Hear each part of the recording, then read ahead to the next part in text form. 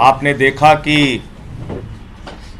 केंद्र की नरेंद्र मोदी जी की तानाशाह सरकार किस तरह से दिल्ली सरकार का गला घोट के गैर संवैधानिक बिल पास करती है, और इतने से भी अमित शाह जी का दिल नहीं भरता। एक नई परंपरा मोदी सरकार ने शुरू कर दी है। जो सरकार के खिलाफ बोले उसकी सदस्यता खत्म करो, उसको निलंबित करो, उसको बाहर करो, उस पे एफआईआर करो।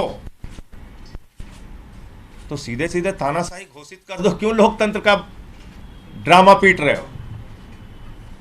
और दुनिया की सबसे बड़ी अफवाह कंपनी भारतीय जनता पार्टी के गृह मंत्री ने कितना बड़ा झूठ बोला, और जिस झूठ के चक्कर में, माफ कीजिएगा, आप लोग भी कई बार फंस जाते हैं। क्या कह रहे हैं देश के गृह मंत्री देश के सदन में? फर्जीवाड़ा हो गया, सिग्नेचर गलत हो गया, सिग्नेचर कहां से आया, सिग्नेचर किसने कराया। अरे भैया, देश के तुम दूसरे नंबर के मंत्री हो, इतना सामान्य ज्ञान तो सदन की कार्रवाई के बारे में रखो। सेलेक्ट कमेटी में किसी भी सदस्य के द्वारा किसी भी सदस्य का नाम प्रस्तावित किया जा सकता है, उसके किसी सिग्नेचर की जरूरत नहीं होती। कहां से कानून लेके आए गृह मंत्री जी आप? आपका मकसद है राहुल गांधी की तरह राघव चड्ढा की सदस्यता को खत्म करना। एकमात्र मकसद है। जैसे राहुल गांधी की सदस्यता आपने खत्म करी, ऐसे राघव चड्ढा की सदस्यता आप खत्म करना चाहते हैं। लेकिन हम लोग अरविंद केजरीवाल के सिपाही हैं, हम लोग आम आदमी पार्टी के सिपाही हैं। हर हाल में तुमसे लड़ना जानते हैं, जीतना जानते हैं, और हम लड़ेंगे। और किसी तरीके से अगर आपने हथकंडे अपनाकर राघव चड्ढा की सदस्यता खत्म की तो दोबारा चुन के आ जाएंगे। तो इसलिए झूठ और अफवाह मत फैलाइए। कोई भी सदस्य किसी का भी नाम प्रस्तावित कर सकता है। बाकी और विस्तार से नियमों के बारे में राघव चड्ढा जी आपके सामने जानकारी देंगे। बीजेपी का मूल मंत्र है, repeat a lie 1000 times and it becomes the truth. एक असत्य को, झूठ को 1000 बार बोलो और 1000 बार वो सच्चाई में तब्दील हो जाएगा। इस मंत्र के तहत मेरे खिलाफ एक दुष्प्रचार और एक प्रोपेगेंडा शुरू किया गया कि न जाने कौन सा फर्जीवाड़ा हो गया, कौन से जाली दस्तखत हो गए, और इसी के चलते मुझे आज आपके सामने आना पड़ा दूध का दूध और पानी का पानी करने के लिए। अमूमन ये देखा जाता है जब भी किसी सदस्य के खिलाफ विशेषाधिकार समिति कोई कार्रवाई शुरू करती है, यानी कि कमिटी ऑफ प्रिविलेजेस कोई प्रोसीडिंग शुरू करती है, तो वो शख्स उस पर कोई सार्वजनिक बयान नहीं देता, कोई पब्लिक स्टेटमेंट नहीं देता है। लेकिन मेरे को मजबूरन आज भारतीय जनता पार्टी के झूठ का पर्दाफाश करने के लिए आपके सामने आना पड़ा, क्योंकि इतना दुष्प्रचार ये लोग कर रहे हैं। लेकिन मैं आज भी अपने बयान में ना कमिटी ऑफ प्रिविलेजेस के बारे में, ना ऑनरेबल चेयर के बारे में कोई भी बयान दूंगा। मैं सिर्फ रूल, पोजीशन और सच्चाई आपके सामने रखूंगा। पहली चीज तो यह है कि यह रूल बुक है जिसके हिसाब से राज्यसभा चलती है। यह रूल बुक, लाल किताब, इस पे लिखा है rules of procedure and conduct of business in the council of states. इस रूल बुक में जो लिखा है वो मैं आपको बताना चाहता हूं। यह रूल बुक कहती है कि किसी भी समिति के, सिलेक्ट कमिटी के गठन के लिए आप नाम प्रस्तावित करते हैं, कोई भी सांसद नाम प्रस्तावित कर सकता है, और जिस मेंबर का नाम प्रपोज किया जाता है, प्रस्तावित किया जाता है, उस मेंबर का ना साइन चाहिए, ना उस मेंबर का सिग्नेचर चाहिए, ना उस मेंबर का रिटन कंसेंट चाहिए। यानी कि इस रूल की किताब में कहीं नहीं लिखा कि सिलेक्ट कमिटी में किसी भी शख्स का, मेंबर का नाम देने के लिए आपको उस प्रस्तावित, प्रपोज्ड मेंबर की रिटन कंसेंट या सिग्नेचर चाहिए। लेकिन एक झूठा प्रचार फैलाया गया कि फर्जीवाड़ा हो गया साइन का। मैं आपको आगे बताना चाहता हूं कि जब भी सिलेक्ट कमिटी के गठन के लिए नाम प्रस्तावित किए जाते हैं तो ना सिग्नेचर लिए जाते हैं, ना सिग्नेचर जमा किए जाते हैं, ना सिग्नेचर की जरूरत होती है। No signatures are required, no signatures are taken and no signatures are submitted. तो जब किसी का हस्ताक्षर लिया ही नहीं, जब कोई हस्ताक्षर जमा किया ही नहीं, तो यह फर्जी साइन का जो एक अफवाह फैलाई जा रही है, यह सरासर गलत, झूठ और बेबुनियाद है। और यह मैं कानून की पोजीशन के हिसाब से बता रहा हूं। और मैं आज इस मंच से बीजेपी के नेताओं को चुनौती देता हूं कि वो कागज लेकर आए मेरे सामने, show me that piece of paper जिसपे ये दस्तखत है। जब कोई दस्तखत है ही नहीं, जब सिग्नेचर होता ही नहीं, तो फर्जी सिग्नेचर की बात कहां से आ गई? मैं चुनौती देता हूं आज बीजेपी को, आप तो इतनी बड़ी पार्टी है, इतनी शक्तिशाली, इतनी ताकतवर सरकार है आपकी, वो कागज दिखाओ मुझे जहां पर हस्ताक्षर है। चुनौती देता हूं मैं आपको। अगर आप कह रहे हैं मैंने कोई कागज जमा किया है जिसमें गलत तरीके से किसी के साइन किए गए हैं, तो वो कागज लेकर आओ, मैं आपको चुनौती देता हूं आज। साथियों, मैं आपको आगे बताना चाहूंगा कि बीजेपी के अज्ञान का, उनके इग्नोरेंस का तो मेरे पास कोई इलाज नहीं है, लेकिन प्रोसेस ये होता है कि जब भी कोई विवादित कंट्रोवर्शियल बिल सदन के भीतर आता है, तो एक समिति गठन की एक प्रक्रिया बताई गई है कि अगर कोई मेंबर चाहे कि इस बिल पर मतदान ना हो, इस बिल पर और चर्चा हो और इस बिल में क्या चेंजेस किए जाएं वो बताए जाएं, उसके लिए एक समिति का गठन किया जाता है। उस समिति में कुछ नाम प्रस्तावित किए जाते हैं और जिस शख्स को उस समिति में नहीं रहना, वो अपना नाम विड्रॉ कर लेता है। ये प्रपोजल है, ये प्रस्ताव है, किसी को जर जबरदस्ती नहीं बिठा दिया। मैं आपको एक बहुत सरल एग्जाम्पल के माध्यम से ये समझाना चाहूंगा और आप सब वो मेरी बात समझ जाए। मान लीजिए कि मेरा जन्मदिन, मैं अपनी जन्मदिन की दावत देता हूं, एक बर्थडे पार्टी आयोजित करता हूं।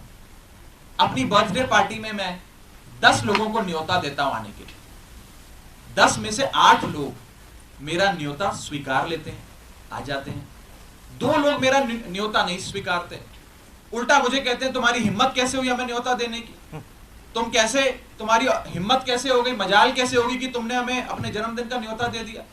ये वही बात है, मैंने तो समिति में शामिल करने के लिए न्योता दिया, कोई हस्ताक्षर थोड़ी दिया। लेकिन वो 2 लोग मुझसे खफा हो गए। मैं आपको दूसरे तरीके से समझाने का प्रयास करता हूं।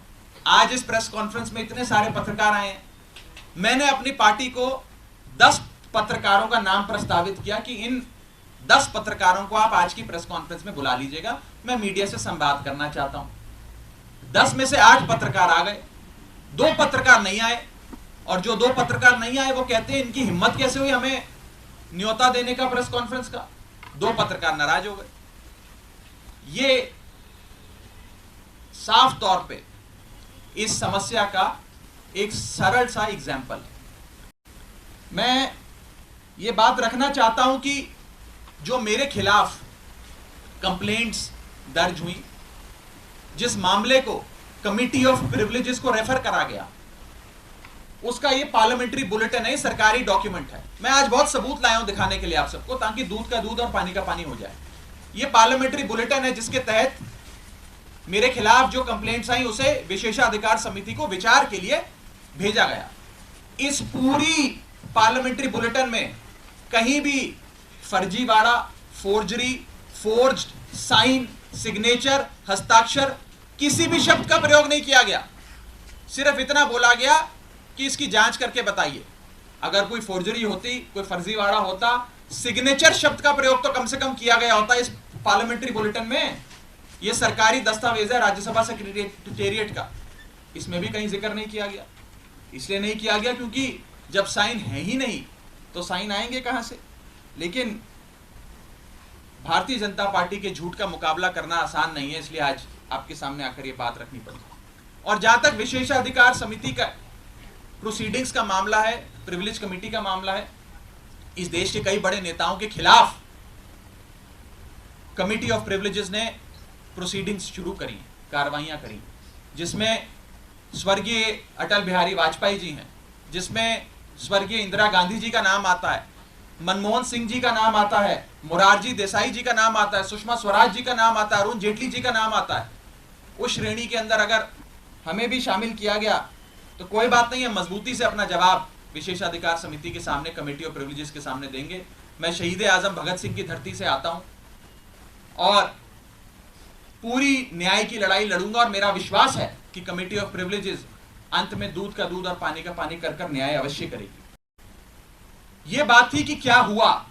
अब मैं आपको संक्षेप में यह बताना चाहता हूं, यह हुआ क्यों, यह विवाद कहां से खड़ा हुआ, ये क्यों इतनी अफवाह फैली।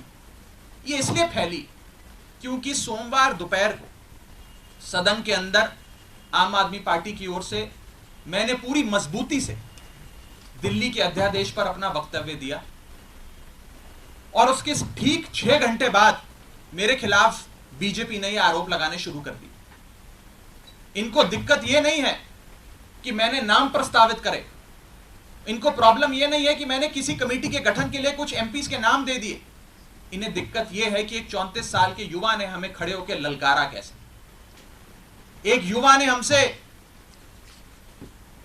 मजबूती से सवाल कैसे पूछे, और कैसे इस सुपारी जितनी पार्टी, जैसा कि गृह मंत्री जी कहते हैं, इस सुपारी जितनी पार्टी के एक युवा सांसद ने दुनिया की सबसे बड़ी पार्टी के सबसे बड़े नेताओं से देश के सबसे बड़े सदन में खड़े होकर सवाल कैसे पूछे। इन्हें दर्द इस बात का है। हमने अपने वक्तव्य में बीजेपी के पुराने मैनिफेस्टो दिखाकर उनके डबल स्टैंडर्ड्स को एक्सपोज किया, दिल्ली वालों के लिए न्याय मांगा, यहां तक कि लाल कृष्ण आडवाणी जी और स्वर्गीय वाजपेयी जी के लिए न्याय मांगा। यह दर्द शायद बीजेपी को सता रहा है, जिसके चलते आज वो मेरे खिलाफ कंप्लेंट्स कर रहे हैं। ये लोग मेरे पीछे पड़ गए, बीजेपी पूरी तरीके से मेरे पीछे है। मैं आपको बताना चाहूंगा कि इस हफ्ते के ये दूसरा नोटिस कमेटी ऑफ प्रिविलेजेस का मुझे आया है। It is the second time कि मुझे किसी विषय में कमेटी ऑफ प्रिविलेजेस ने नोटिस दिया हो एक ही हफ्ते में। शायद ही इतिहास में कभी आज से पहले ऐसा हुआ हो। और मैं ये बताना चाहता हूं कि आज के समय हर संभव प्रयास किया जा रहा है कि विपक्ष की आवाज को दबाया जाए। जैसे राहुल गांधी जी की मेंबरशिप छीन ली, हमारे 2 सांसद संजय सिंह जी, सुशील कुमार रिंकू जी, दोनों को सस्पेंड कर दिया, लीडर ऑफ ऑपोजिशन का माइक ऑफ किया जाता है। अगर कोई विपक्ष का साथी खड़े होकर अपनी बात रखता है तो सदन के अंदर खड़े मंत्री उन्हें धमकी देते हैं कि तुम्हारे घर इन्फोर्समेंट डायरेक्टरेट आ जाएगी, सीबीआई आ जाएगी, बैठ जाओ चुप करके। इस प्रकार से एक अघोषित आपातकाल लगाने का प्रयास बीजेपी इस देश में कर रही है, और उनका यही मकसद होगा शायद कि मेरी आवाज को भी दबाया जाए। लेकिन मैं कहना चाहता हूं कि ये युवा आवाज है, अरविंद केजरीवाल की एक सिपाही की आवाज है, ये आवाज दबने वाली नहीं है। आप कार्रवाइयां मेरे खिलाफ जितनी मर्जी करिए, आरोप जितने मर्जी लगाइए, लेकिन ये आवाज ना दबेगी ना बंद होगी। और अंत में मैं हाथ जोड़कर बस इतनी विनती करना चाहूंगा आप सब मीडिया के साथियों से कि ये जो आप लगातार पिछले 3 दिन से बीजेपी के झांसे में आकर ये चला रहे हैं कि कोई फर्जीवाड़ा हो गया, फोर्ज सिग्नेचर हैं, मेरा आपसे हाथ जोड़कर निवेदन है कि इस प्रकार की झूठी खबरें ना चलाएं। मैं आपसे कहना चाहूंगा कि आप सच दिखाएं। आप लोग इस लोकतंत्र के चौथे स्तंभ हैं, कृपया कर बीजेपी के प्रोपेगेंडा में ना फंसें। एक छोटे सेक्शन ऑफ मीडिया ने जरूर एक प्रोपेगेंडा चलाने का प्रयास किया, और मुझे मजबूरन उनके खिलाफ कानूनी कार्रवाई करनी पड़ेगी, क्योंकि ना रिकॉर्ड्स में, ना कंप्लेंट्स में, ना पार्लियामेंट्री बुलेटिन में कहीं भी फोर्जरी शब्द का प्रयोग किया गया है। और अंत में मैं इतना ही कहूंगा कि जिन जिन सांसदों ने मेरे खिलाफ फोर्जरी के आरोप लगाए, सदन के बाहर मैंने देखा कई सारे बीजेपी के लोकसभा के सांसदों ने बयान दिए, राज्यसभा के तो शायद किसी सांसद ने नहीं दिए, लेकिन लोकसभा के कुछ सांसदों ने मेरे खिलाफ ये बयान दिए। मुझे उनके खिलाफ भी मजबूरन कमेटी ऑफ प्रिविलेजेस में न्याय मांगने के लिए जाना पड़ेगा, उनके खिलाफ भी कंप्लेंट दर्ज करनी पड़ेगी, और कोर्ट के बाहर भी, पार्लियामेंट के बाहर भी, न्यायपालिका में भी न्याय की गुहार लगानी पड़ेगी। और मैं हर संभव लड़ाई के लिए तैयार हूं। मैं बीजेपी से डरता नहीं और ना डरने वाला हूं।